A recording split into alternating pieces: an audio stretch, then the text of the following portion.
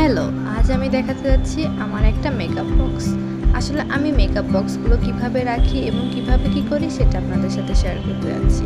যেটা দেখতে পাচ্ছেন এটা কিন্তু একটা খাবারের বক্স। এটার মধ্যে আমি আমার সব মেকআপ আইটেম রাখি। বাট আমার কাছে মনে হচ্ছিল যে এটা মেকআপের আইটেম রাখতে গেলে একটু ডেকোরেশন করা উচিত।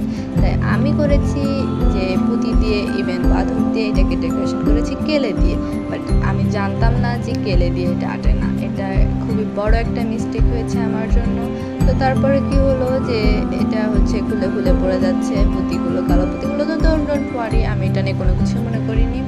এটা খুলে খুলে পড়ে গেল। এরপর আপনি দেখতে পাচ্ছেন আমি কি জিনিস আমার মেকআপ বক্সের মধ্যে রাখি। আসলে আমি খুবই ন্যাচারাল একটা মানুষ, বেশি কিছু রাখি না। আজকে আমি সম্পূর্ণ ভিডিওতে সব কিছু শেয়ার করতে পারছি না। বাট প্রথমেই দেখতে পাচ্ছেন আপনারা অরিজিনালি একটা স্ট্রাম। এই স্ট্রামটা আমি প্রতিদিন রাতে ইভেন সকালে ব্যবহার করি। এটা খুবই ভালো, ইভেন এটি খুবই কার্যকর। আচ্ছা, সব কথা বাদ দিলাম, এবার আসেন আমরা একটু আমাদের নিজেদের বিষয় নিয়ে কথা বলি। আসলে আমাদের রূপ নিয়ে আমরা অনেক সময় অনেক ডিসিশন নিতে ভুল কাজ করি। যেমন আমাদের মনে হয় আমাদের অয়েলি স্কিন আমরা কী ব্যবহার করব, কী প্রোডাক্ট দিলে আমাদের অয়েলগুলো কাটবে।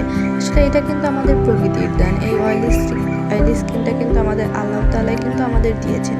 কিন্তু আমরা কী করতে পারি, এটাকে আমরা একটু নিয়ন্ত্রণে রাখতে পারি। তো নিয়ন্ত্রণে রাখতে গেলে আমাদের কী করা লাগবে?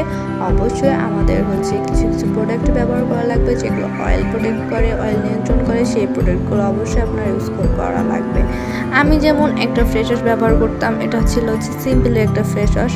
তো সিম্পলের ফেস ওয়াশ আমি অনেকদিন ব্যবহার করার পর বুঝতে পারলাম যে না, এটা আমার জন্য পারফেক্ট না। এটা মনে হচ্ছে যে না, আরও বেটার ভালো কোনো কিছু লাগবে আমার। তো সেই পর্যায়ে আমি আরও ভালো কিছু ইউজ করার চেষ্টা করি। তো লাস্টে আমি একটা ডাক্তার দেখাই। ডক্টরের কাছ থেকে আমি 1 মিনিট